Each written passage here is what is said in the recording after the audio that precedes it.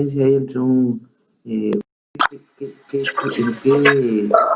son compatibles las carreras de zootecnia y agronomía.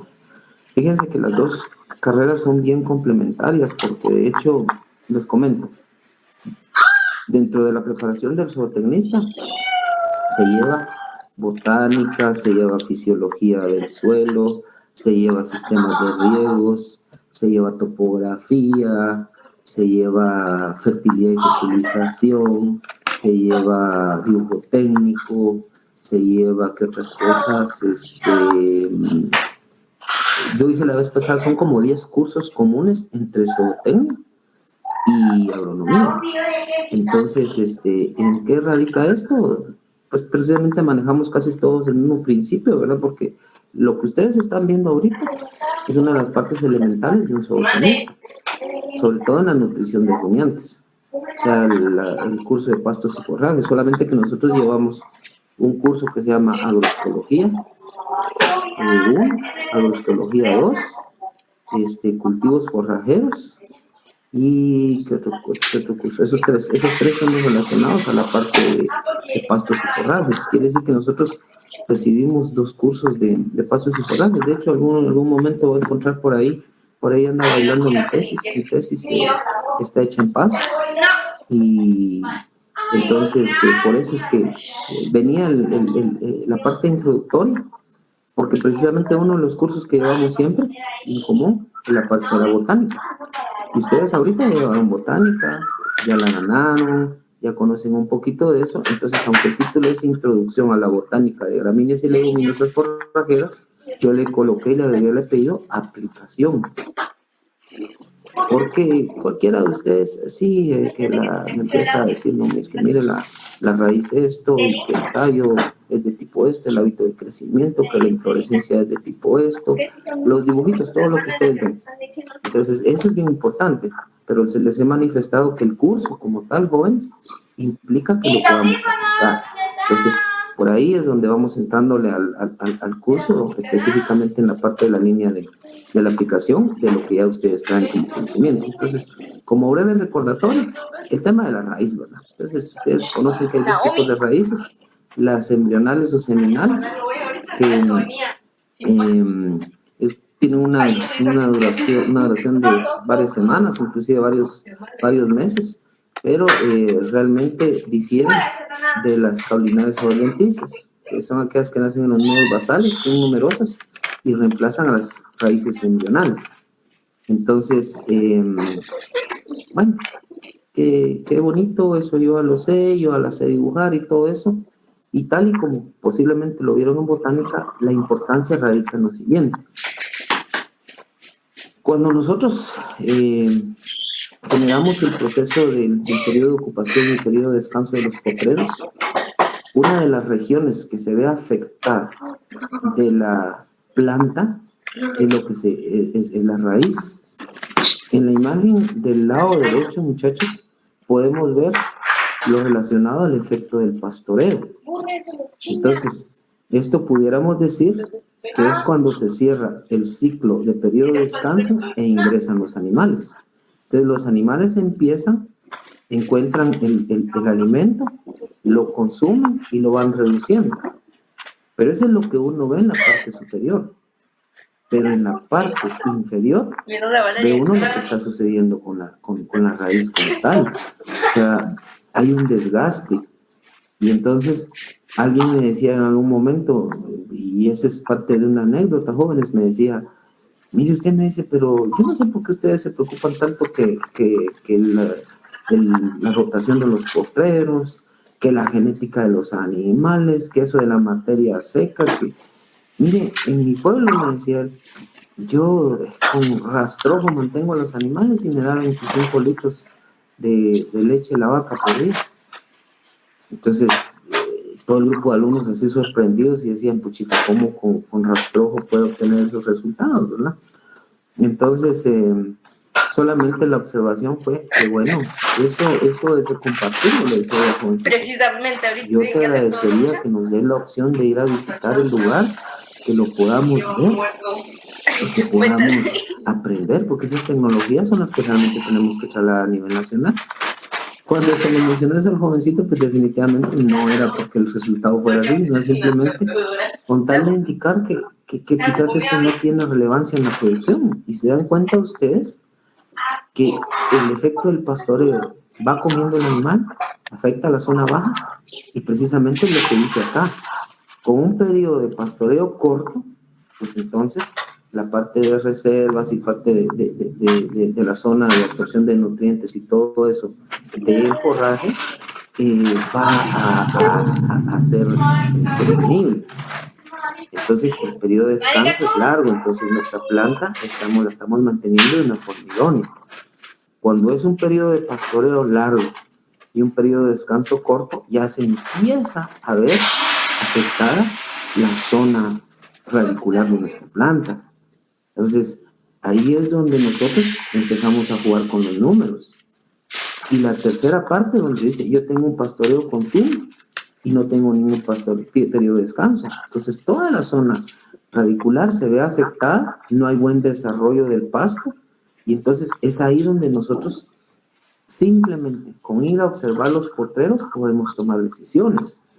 Porque la literatura me puede decir a mí que el periodo de descanso de un pasto es de 21 días. Y resulta ser que yo a los 21 días de descanso estoy obteniendo un pasto en intermedio. Entonces, eso a mí no me está dando disponibilidad de material para que mi animal coma. Entonces, en el campo yo debo tomar la decisión y decir, no, 21 días no están siendo suficientes. Los voy a subir a 24 a 25 días. Entonces, en función de eso, yo empiezo a observar cómo se desarrolla mi pasto. Pero entonces, precisamente, aquí es donde radica conocer un poquito del tema de la botánica. Entonces, decir, ya entendí. A medida que yo manejo bien mi pasto, la parte que va a estar dando el intercambio de nutrientes va a estar bien manejada. Entonces, es cuestión de principio técnico. Yo siempre les he sugerido, muchachos, que la literatura es una guía. No está escrito en piedra. Cada vez que, como se lo mencionaba a un compañero de ustedes hace un par de días, en este tema de las ciencias agrícolas y pecuarias, no es tan severo como la carrera de auditoría. La auditoría dice, es un cuadrado y no nos podemos salir de cuadrado. Aquí hay que tomar en cuenta el criterio técnico, y el criterio técnico se toma en cuenta cuando uno está en el campo. Les repito, yo vengo y me doy cuenta que a los 21 días no estoy obteniendo una buena cantidad de biomasa, alargo mi periodo de descanso para obtener mayor biomasa y con ende voy mejorando el sistema radicular de mi planta.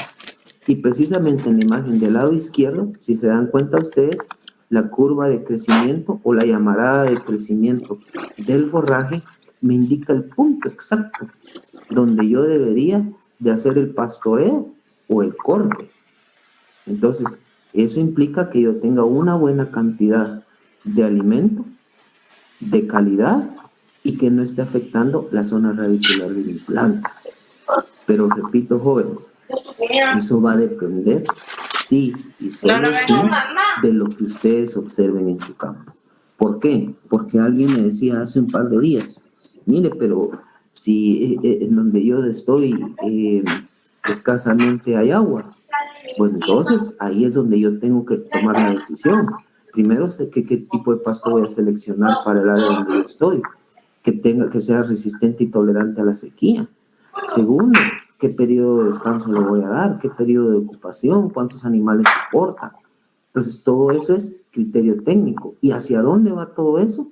A respetar la morfología y fisiología de desarrollo de la planta. ¿Okay?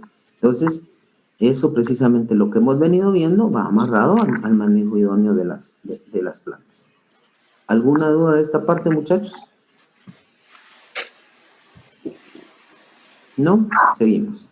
Bueno, entonces, esto es el punto principal de determinar, repito, capacidad de carga animal, periodo de ocupación, periodo de descanso. Pero eso colateralmente va con la selección del pasto que yo voy a utilizar o del forraje que voy a utilizar para corte. Entonces son dos cosas. Una, relacionada con el manejo que yo le doy, y 2, relacionado con la especie que yo voy a tener de pasto forraje. En relación a los tallos, este es pues, un breve recordatorio para ustedes, el tema de los tipos de tallos que tenemos, y nuevamente volvemos a caer en la relevancia de dónde está ubicada mi explotación, qué área de cobertura puedo tener acorde al pasto que yo selecciono.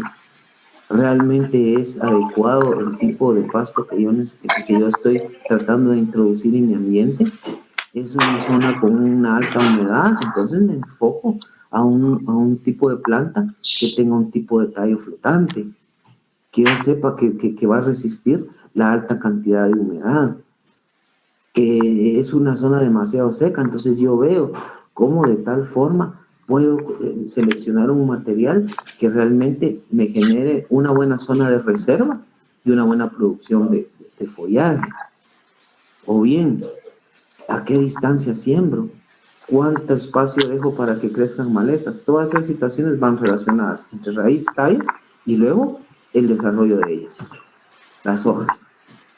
Entonces, ya con eso, pues ya hemos recordado un poquito de la parte de la botánica. Bueno, y los tipos de raíces, los tipos de tallo, las hojas. Pero ahora veamos la parte de aplicación y de selección de algunas plantas, ¿verdad?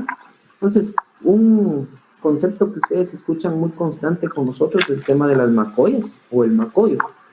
Y pues esta es la unidad estructural de la planta de las gramíneas. Realmente es una ramificación, como lo ven en la parte baja, donde está el macoyo principal o la macoya principal, y que derivada de ellas sale la macoya primaria y la macoya secundaria, tal y como lo dice aquí el concepto técnico, que cada macoya está formada por un segmento de tallo integrado por nudos y entrenudos. Las hojas con sus yemas axilares, tanto como nudos, tenga ese macoyo, la yema apical, que corresponde a esa ramificación del tallo, y su corona de raíces, si es un macoyo adulto. Cuando empieza el macollaje, las generaciones de macoyos se organizan en jerarquías, que es lo que está acá: principal, primaria y secundaria. Y eso es lo que va dando el origen a las denominadas macoyas. Entonces, es un concepto nada más general para que ustedes puedan entender cómo, cuando alguien dice la macoya, se los coloqué y lo hemos colocado con la ingeniería corta, porque algunos jóvenes en el campo todavía nos preguntan ¿a qué se refiere con una macoya? Entonces, es una planta. Y es una planta que tiene ramificaciones y de donde vamos a obtener posiblemente un buen material para hacer una siembra con material vegetativo.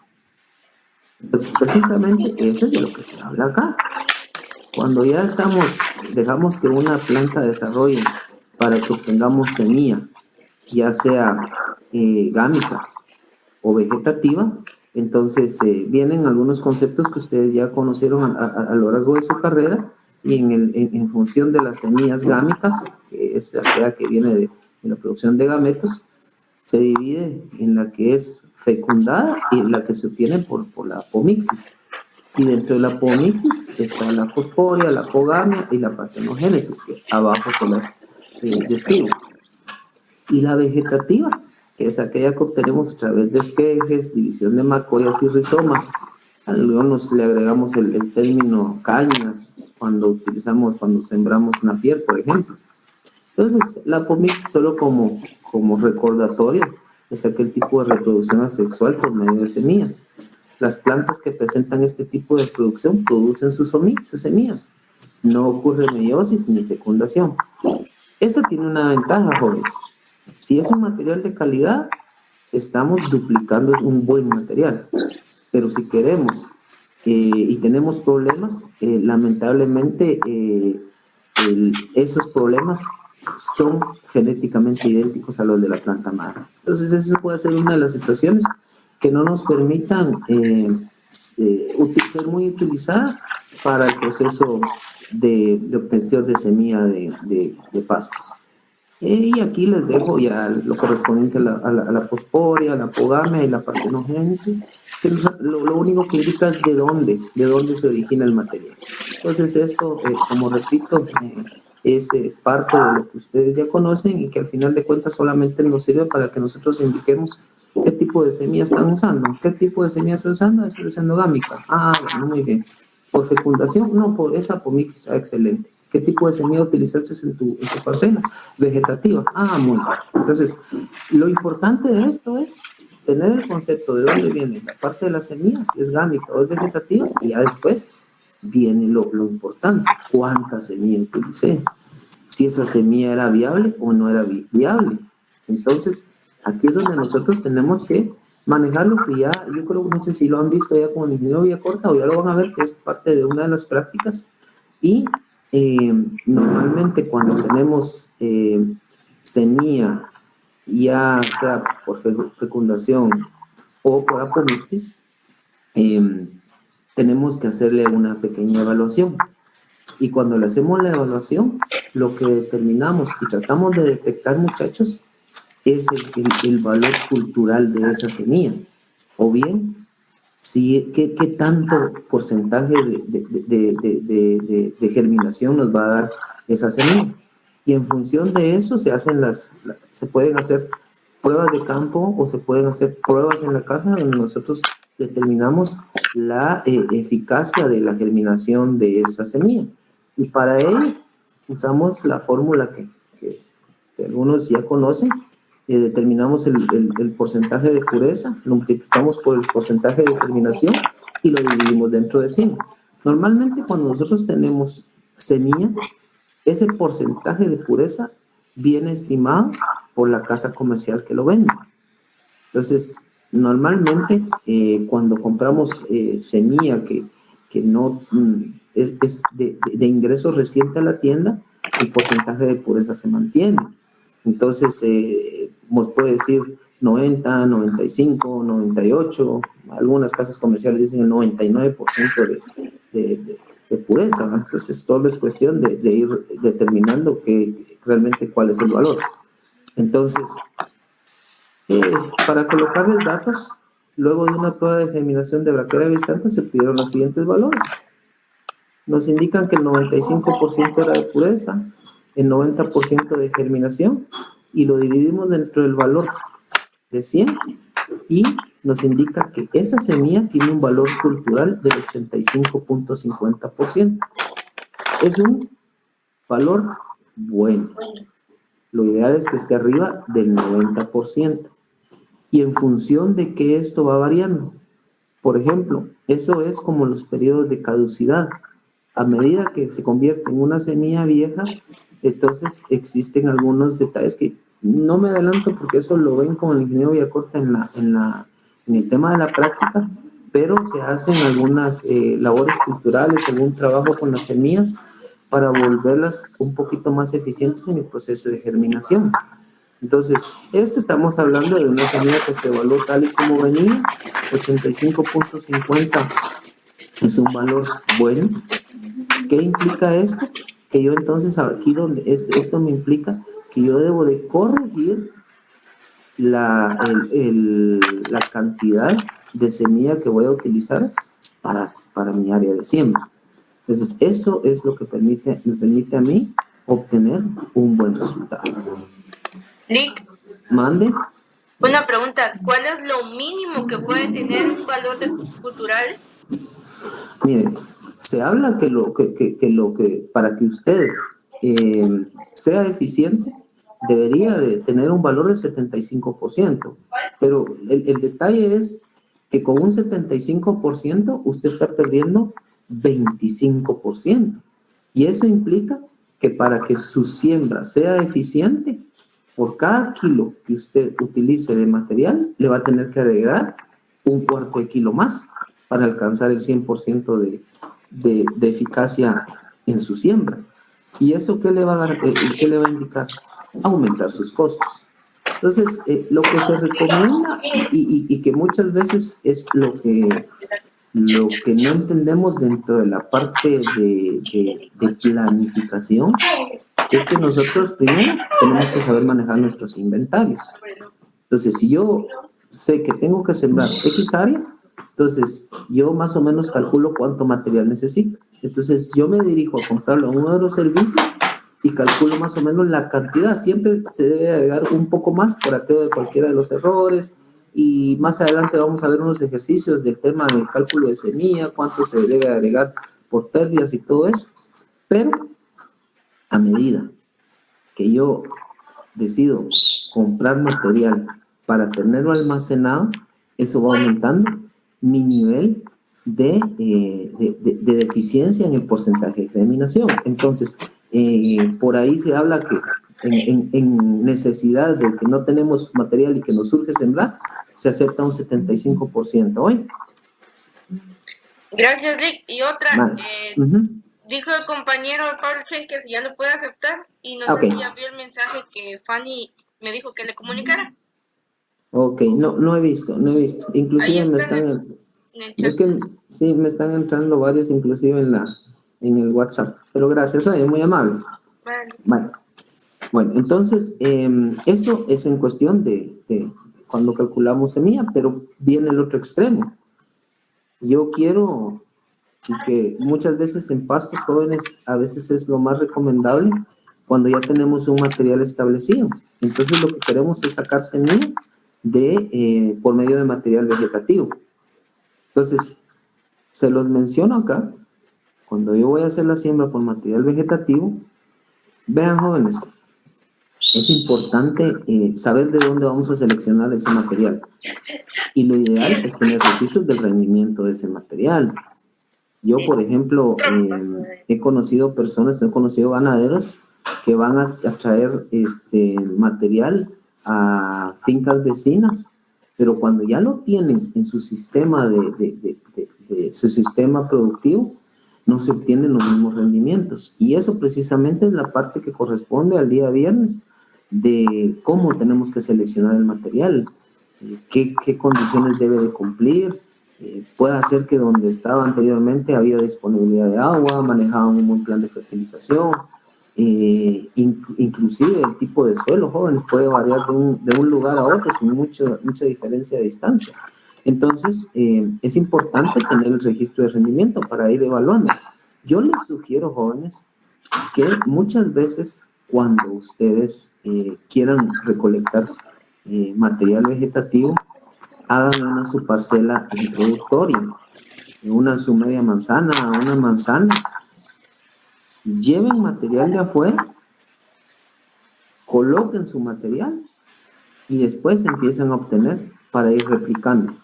Es que muchas veces lo que hacemos es que de una vez lo vamos metiendo a nuestros pocheros y resulta ser que no nos da el rendimiento y el resultado que esperábamos. Entonces, eso es en cuanto a si seleccionamos macoyas, o bien cuando lo hacemos por medio de estacas o cañas, normalmente hablamos de entre 15 y 30 bultos por hectárea. Entonces, pero tal y como le mencionaba alguien, cuando decimos bultos, cuando decimos copita Bayer, cuando decimos una cucharada, cuando decimos un puchito o cuando decimos una medida, o sea, eso para nosotros como técnicos no es una medida como tal. Entonces, más o menos aquí yo les dejé que eso equivale a entre 600 y 1500 kilogramos. ¿Qué es lo que más o menos se va a seleccionar? Claro, eso va a estar en función del método de siembra que usen ustedes. Recuérdense que, bueno, no lo han visto todavía, pero dentro de los métodos de siembra de la piel, de la caña, de la caña, se puede hacer en cadena simple, es decir, uno detrás de otro, cadena doble, forma de escalera, cola de pato, pero todo eso va a depender, jóvenes, de cuánta área quiera yo cubrir, las características topográficas y realmente el material que yo llevo. Porque puede ser un material muy joven, que realmente no me va a dar un buen resultado, o un material muy viejo, que ya las yemas realmente no me vayan a resultar. Entonces, son de los puntos que vamos a ver cuando estemos viendo el punto de qué debemos de considerar para seleccionar un buen material para siembra. Pero yo ya les dejé acá más o menos la orientación del tema de la semilla, el tema del material vegetativo que podemos utilizar, ¿ok? ¿Alguna duda con esto, jóvenes? No. Bueno. Todo claro. Gracias, mi amable. Doc, licenciado, disculpe. Soy ingeniero, soy doctor, soy licenciado, soy auditor, arquitecto. Eso, dale. Disculpe, licenciado. Solo con una pregunta, para poner el material vegetativo, ¿se recomienda una época en específico? No, recordad que es como, bueno, lo ideal que lo establezcas en la zona en el momento en que vas a estar en la temporada ahí, ¿verdad? Pero eso no implica que no lo puedas hacer en otra época. Sí, solo sí, recordad que uno de los elementos vitales de desarrollo de una planta es la disponibilidad de agua, ¿verdad? Entonces, puedes hacerlo en temporada donde no hay lluvia, pero sí garantizarle por lo menos una subfrecuencia de riego, que es precisamente lo que vamos a ver cuando veamos el tema de establecimiento de potreros e ingreso de material, ¿lo ves? Ok, gracias, licenciado. A la hora. Bueno, entonces, esta parte, jóvenes, es elemental que ustedes la manejen como peritos agrónomos, como asesores técnicos de la parte de nutrición animal de rumiantes. Entonces, yo ya sé que existe la raíz, que están los tallos y que están las hojas, que por ahí anda la lígula, que es nervada, que la forma es esto, que el grosor, o sea, eso, qué bueno, muchachos, qué bueno, porque yo soy un excelente técnico, yo me manejo el concepto técnico de cómo es una planta, pero ¿qué me diferencia a mí como técnico? ¿Qué es lo que me hace a mí ser especial y poder llegar con el propietario de la finca, decirle algo de la planta que va a hacer que me dé valor agregado? Entonces, precisamente acá les voy colocando dónde radica la importancia. Primero, la planta la dividimos en 5 zonas, 4 o 5 zonas, y la zona 1 es la elaboración de azúcares, que son las hojas desarrolladas, es decir, la parte alta ya de la planta, lo que ya está desarrollado. La zona 2 es la denominada zona 2 o de crecimiento, es el tercio inferior de las hojas y el tercio inferior de las vainas o pecíolo.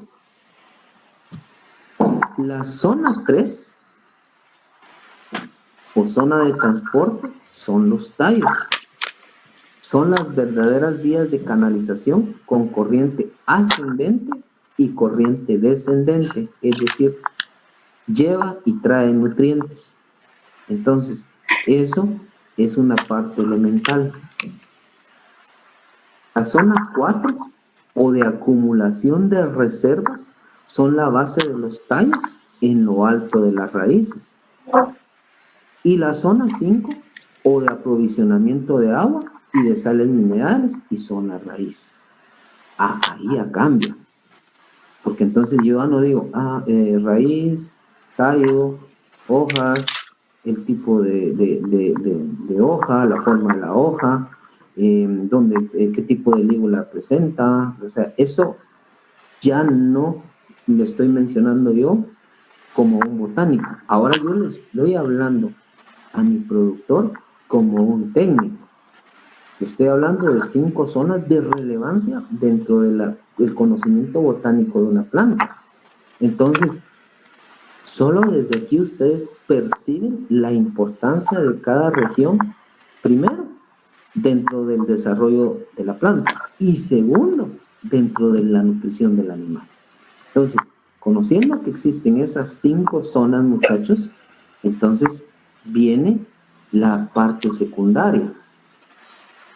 ¿Qué es lo que sucede con la planta durante el pastoreo? Porque si yo ya conozco que existen 5 zonas, ahora a mí me interesa saber qué es lo que sucede en el pastoreo. Créanme, jóvenes, que les repito, no es solamente conocer la parte de la botánica, sino apliquémosla. Entonces, ¿qué está haciendo ese animalito acá? ¿Qué es lo que hace con su lengua? ¿Qué parte es la que consume? Entonces, aquí empezamos. Lo mencioné anteriormente, que cuando un animalito come, debería tener como mínimo 15 centímetros la planta, para que por lo menos pesque algo. Entonces, el pasto ideal debería tener 30 centímetros de altura y como mínimo 15 centímetros al momento del pastoreo. Por ahí se habla de algunas especies de 40 a 45 centímetros, pero con 30 centímetros estamos garantizando que el animal tenga una buena disponibilidad de forraje para alimentarse. Entonces, estaríamos hablando de una planta de estas debería estar en un valor ideal de 30 centímetros, porque entonces viene lo que vimos en la diapositiva del tema de cómo afecta el consumo, la raíz, porque si aquí tiene 30 centímetros y le quitamos la mitad, quiere decir que estaríamos hablando más o menos de entre la zona 2 y 3, si le metemos un animalito cuando no se ha desarrollado bien la planta. Entonces, el pasto ideal, 30 centímetros de altura y como mínimo 15 centímetros. Y entonces, aquí viene una palabra que ustedes pueden manejar en el campo y que, acorde a la disponibilidad de pasto en el potrero, así será la cantidad de golpes de dientes que un animal realizará a una planta y con ello desaparecerá una zona de la planta cada vez que el animal realice ese golpe de diente. Entonces, ¿de qué manera? En el primer golpe arranca gran parte de las hojas, ¿sí? Que corresponde a la zona 1, son las hojas que ya están desarrolladas. Porque realmente ustedes han visto que cuando el animal está en el potrero, lo primero que arranca es lo que está hasta arriba, y enrolla y jala. En el segundo golpe, arranca el resto de las hojas grandes y un porcentaje de hojas jóvenes y una pequeña porción de los tallos, ¿sí? Entonces, en ese sentido, está atacando la zona 1, la zona 2 y la zona 3, ¿sí? Cuando le da el tercer golpe, también es denominado de guadaña, porque recuérdense que aquí es lo más suavecito, son las hojas, es lo más sabroso, pero aquí, como ya está la gran proporción de tallos, entonces aquí ya es una guadaña. Entonces ese tercer golpe se consume el 70% de las hojas jóvenes y la mitad de los tallos. Y luego viene un cuarto golpe, donde ya se consumió casi la totalidad de las hojas jóvenes y se consume el 80-90% de los tallos. Sigue afectando las zonas 2 y 3. Y llega un quinto golpe, jóvenes, donde se consume el 100% de las hojas jóvenes y los tallos. Entonces, automáticamente se consumió las zonas 2 y 3 y queda en riesgo y al descubierto la zona 4. ¿Y alguien se recuerda cuál era la zona 4, muchachos? No. Almacenamiento. Muy bien. Y recuérdense que esa es la parte donde va a volver a desarrollarse el crecimiento de la nueva planta. Entonces, acá, jóvenes, cobran relevancia de 2 puntos elementales. Primero, lo relacionado a que yo tengo un sistema de pastoreo. Entonces, en función de eso, carga animal, capacidad de carga y periodo de ocupación y de descanso. Y si no es pastoreo, el nivel al que yo corto el forraje. Por eso muchas veces ha existido esa contraindicación cuando ustedes van a aquella famosa área donde les encanta ir a trabajar cuando están en producción animal, aquella zona calurosa, con una bondad de sol, una bondad de ventilación, donde se encuentran ustedes en contacto con la naturaleza, realizando el trabajo en la zacatera. Y entonces resulta alguien que les dice, quiero el corte al ras. Pregunta, con lo que estamos viendo acá, ¿será correcto el corte al ras, muchachos? Ok. No es lo correcto.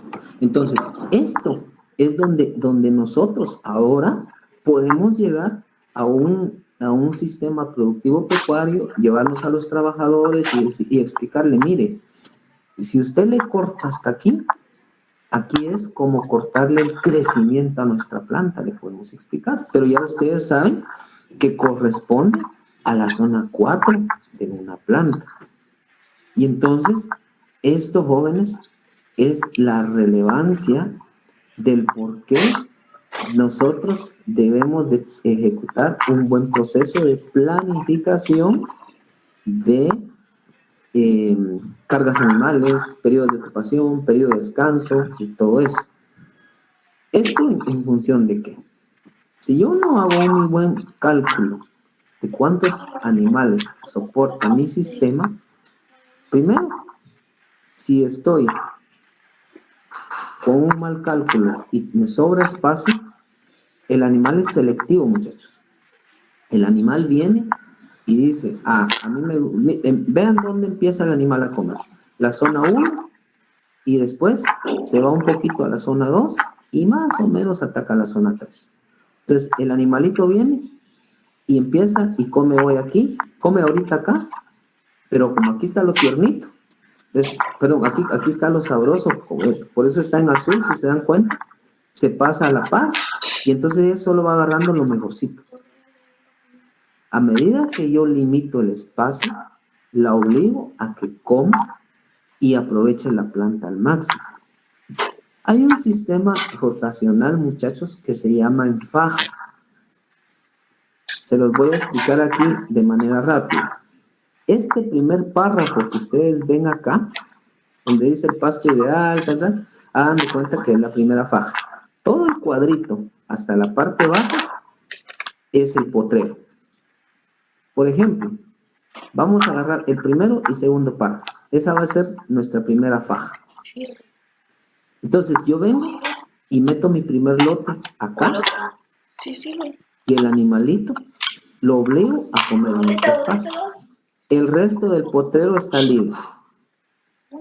Cuando el animalito terminó de pastorear ahí, dependiendo mi tiempo de ocupación que voy a tener, le abro hacia la siguiente faja. Entonces ellos pasan a la faja azul. El siguiente lote que lo viene siguiendo pasa a la faja donde estuvieron los animales anteriormente. Estos vuelven a aprovechar al máximo y pasan a la siguiente faja y estos se corren. Entonces eso me garantiza a mí que por lo menos sucede hasta por lo menos este quinto golpe.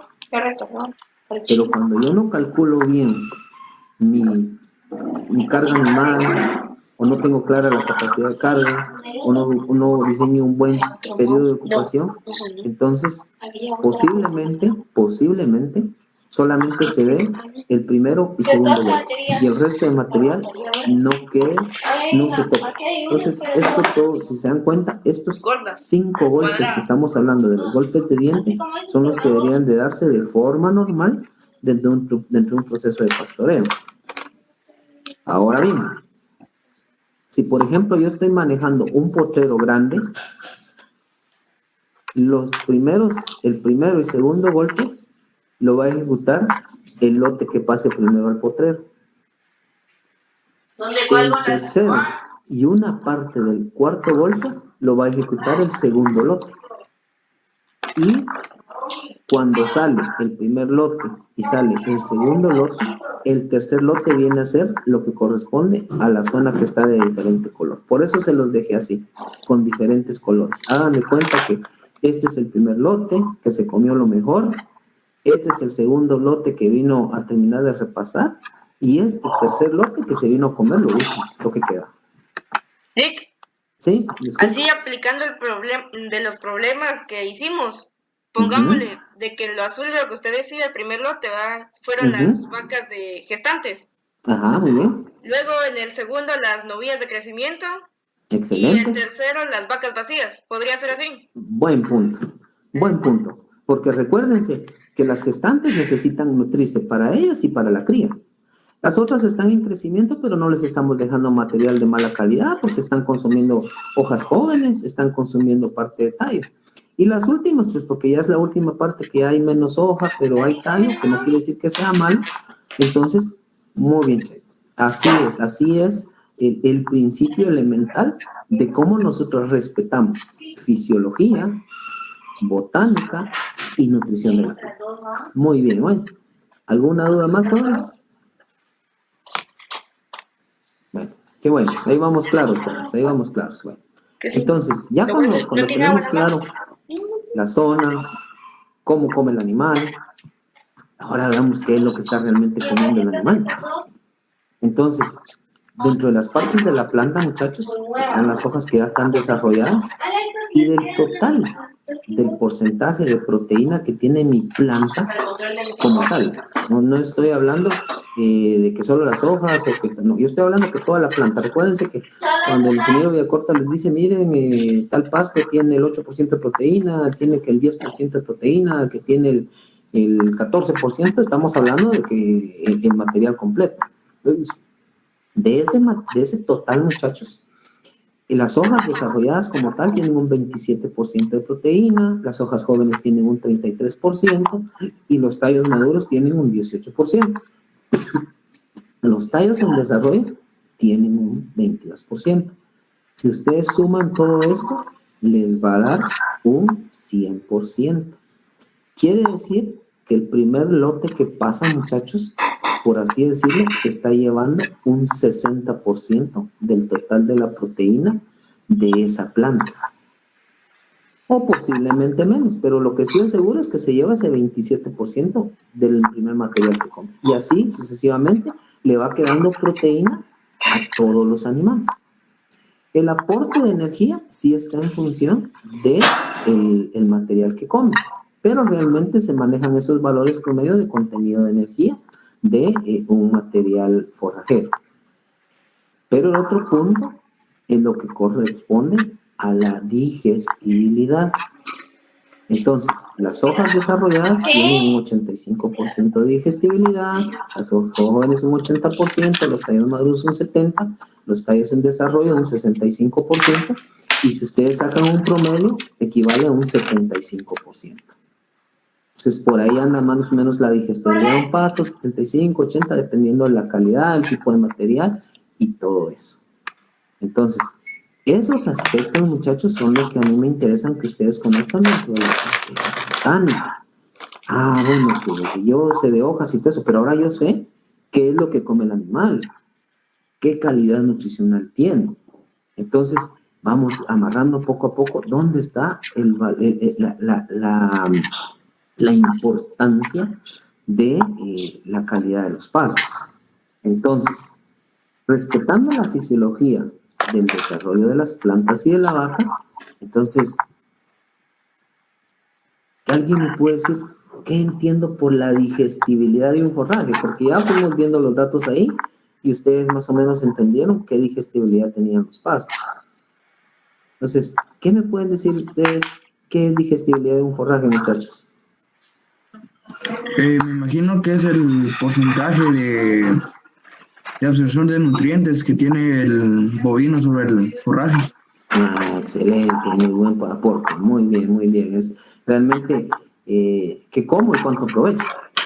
Muy bien, te felicito. Entonces vamos a ir viendo y amarrando esto para que vean ustedes dónde está aplicado la importancia de lo elemental de conocer la planta desde el punto de vista botánico. Entonces, primero, es la cantidad real que aprovecha un bovino del pasto digerido. O sea, de lo que come, realmente cuánto aprovecha. Y esto va a estar amarrado con algo que me platicaba con alguno de ustedes, que me decía, es que el cálculo de materia seca y todo eso. Miren, ahorita estamos arrancando con lo básico, jóvenes, con lo básico. Mire, calcule cuánto porcentaje de materia seca debe comer un bovino que pesa 1.300 libras y lo que queremos es el 3% de su peso vivo. Es tantas libras de materia seca. Buenísimo, buenísimo. Pero más adelante, en este curso, en el curso de bovinos, vamos a ver, por ejemplo, que un bovino necesita un porcentaje de materia seca para sobrevivir. Pero como está produciendo leche, hay que agregarle cierta cantidad de materia seca por litro de leche producido. Entonces ahí ya se complica la cosa porque ya no es simplemente calcular el 3%, hay que saber cuántos litros produce, hay que conocer cuánto le voy a agregar de materia seca por litro producido. Y viene esto que vamos a ver ahorita, que realmente yo creo que esta es una parte elemental que desconoce mucho profesional de la parte de nutrición. Por ejemplo, una vaca joven defeca entre el 5 y el 7% de su peso vivo, con contenidos de entre el 5 y 15% de materia seca del total de la bovinaza. ¿Qué quiere decir esto? Si un animalito de 1000 libras defeca el 7% de su peso vivo, ¿cuánto defeca por día, muchachos?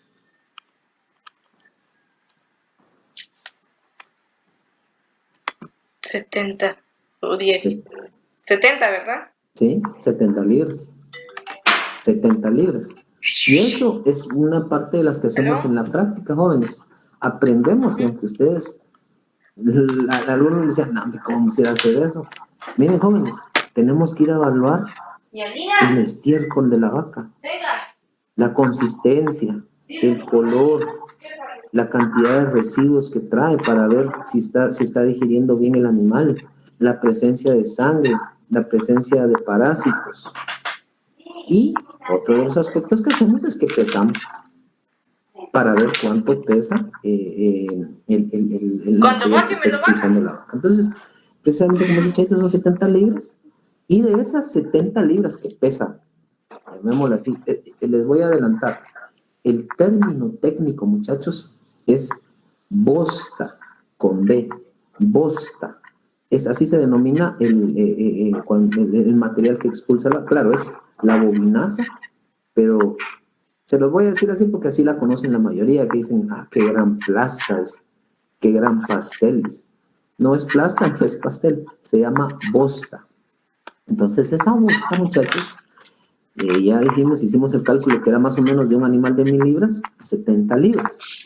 Y de esas 70 libras, dependiendo lo que comió el animal, porque normalmente es forraje, pasto de forraje, va a tener entre el 5 y 15% de materia seca. Entonces, ¿qué me sugiere esto?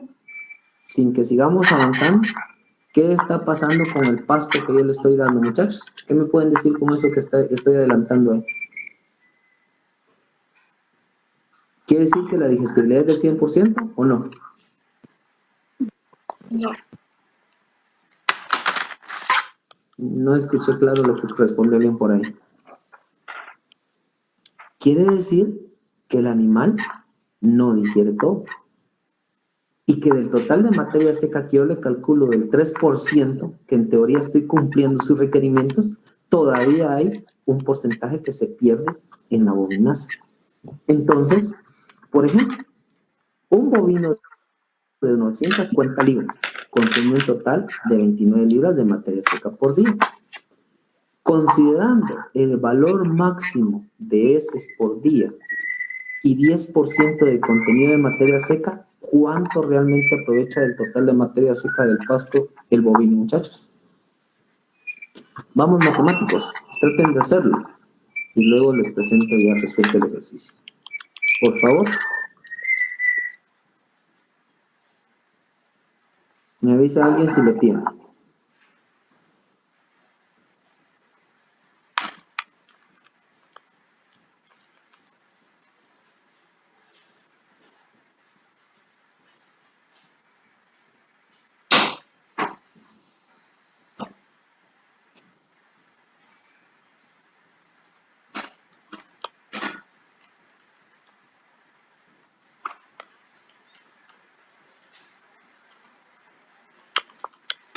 Serían 22 libras.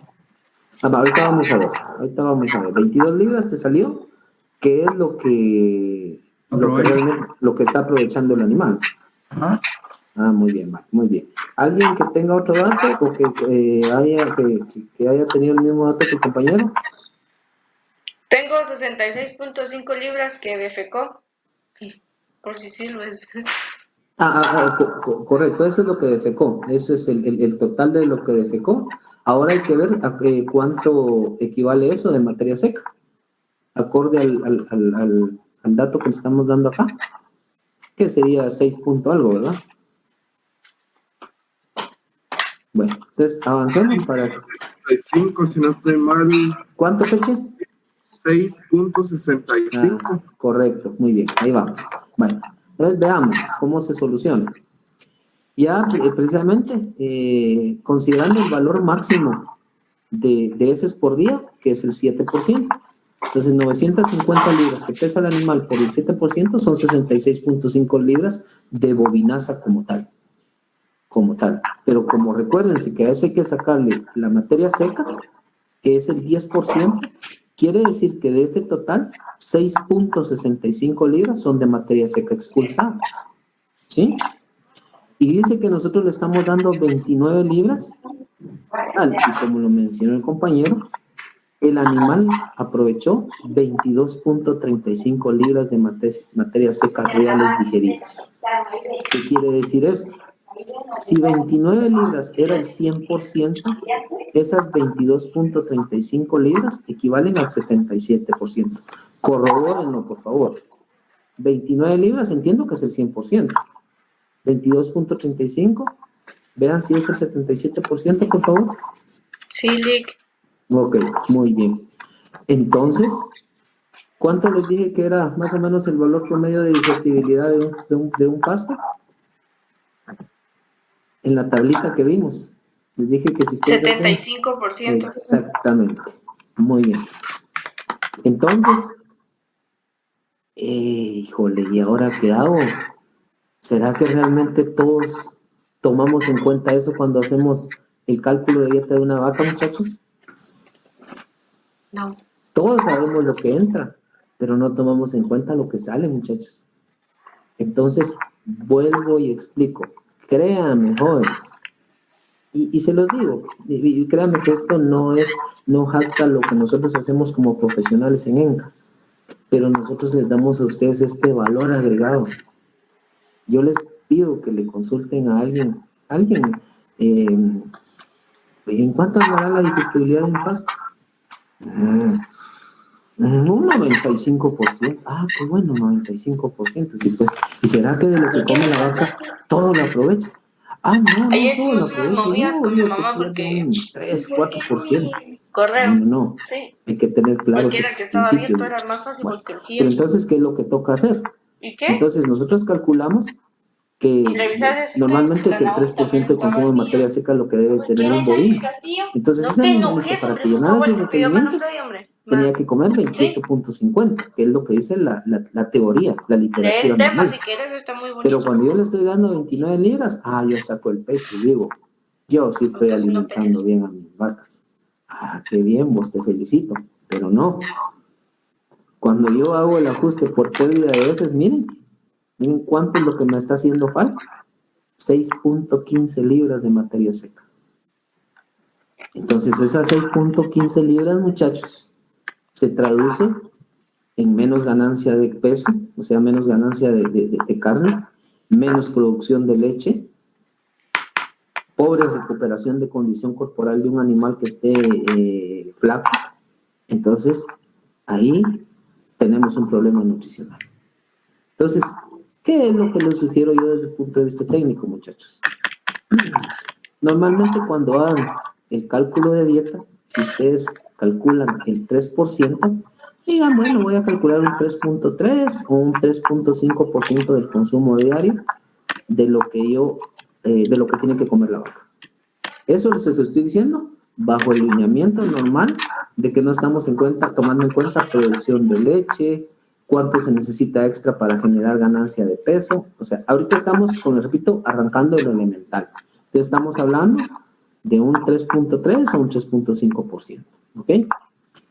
¿Alguna duda con esto, muchachos? Ingeniero, Lick, perdón.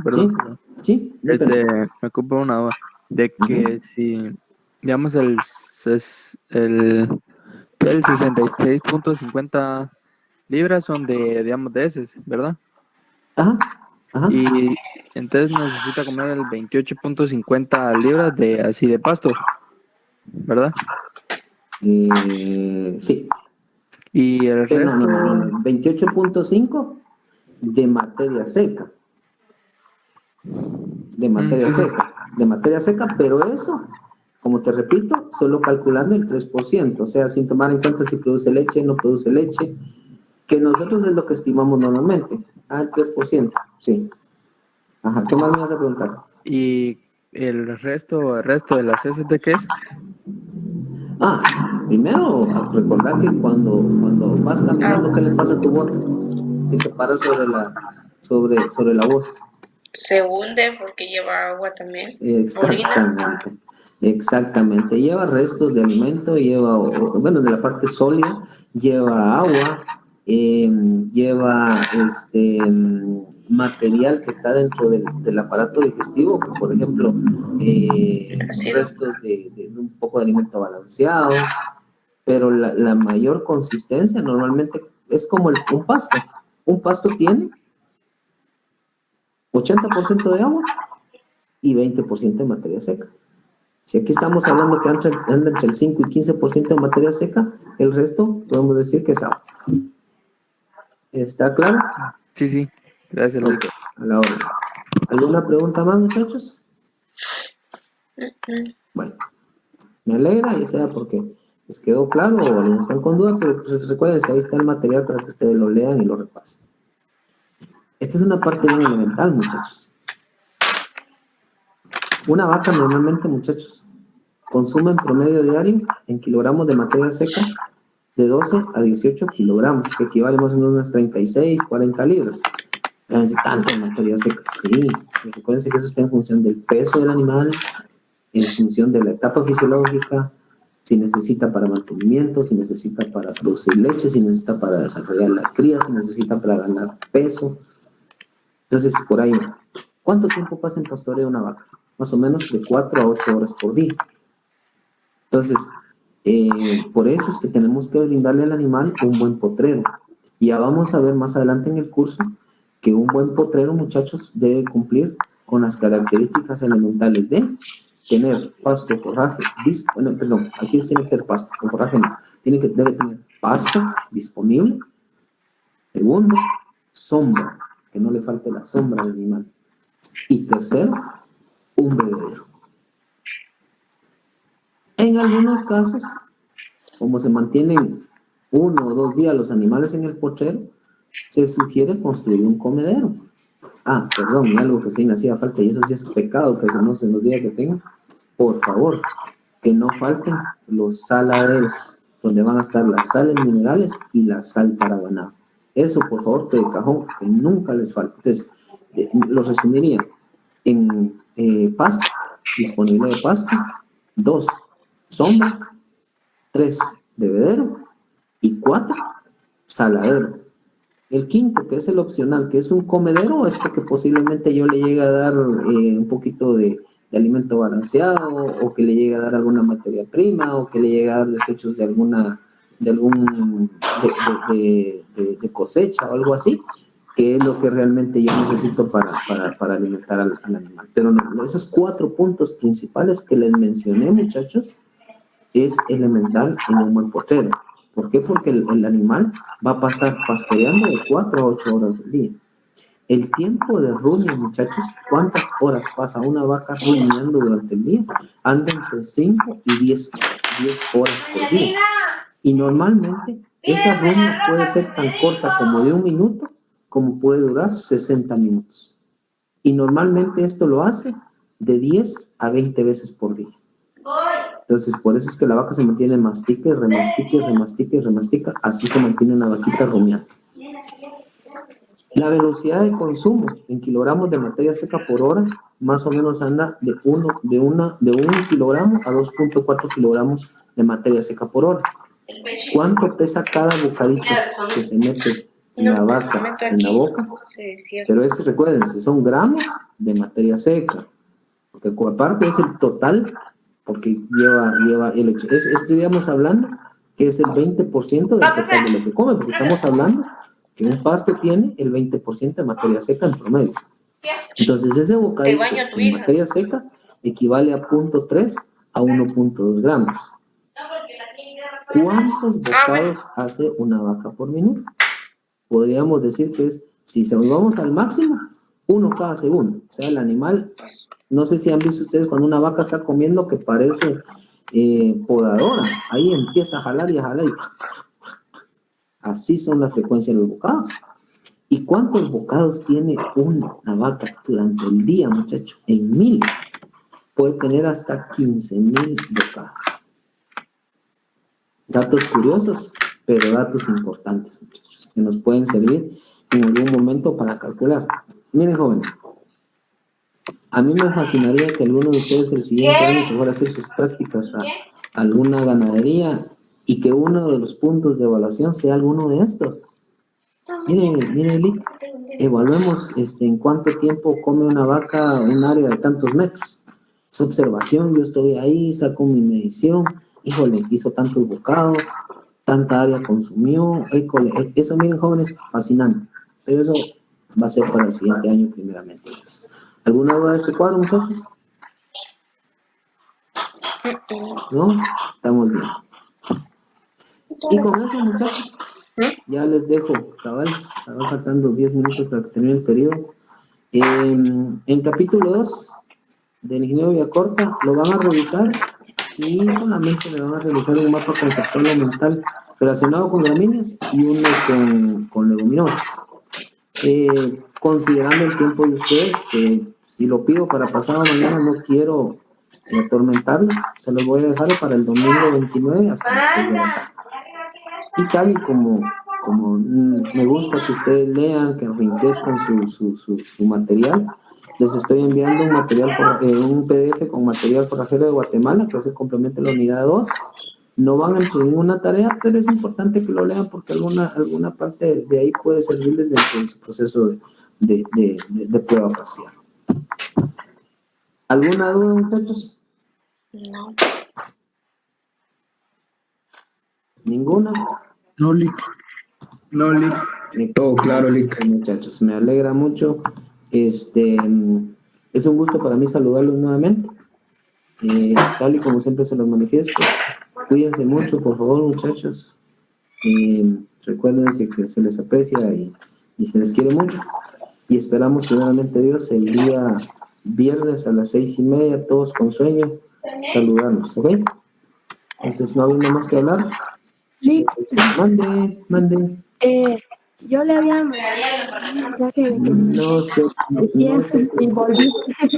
Ya ahí lo revisé. Oye, le agradezco mucho el revisar, ¿no? Gracias, les agradezco mucho. Vale. Entonces, chicos, cuídense mucho, que estén bien, que tengan un buen día. Nos saludamos nuevamente los viernes. Feliz día, Lick. Chicos. Adiós, chicos.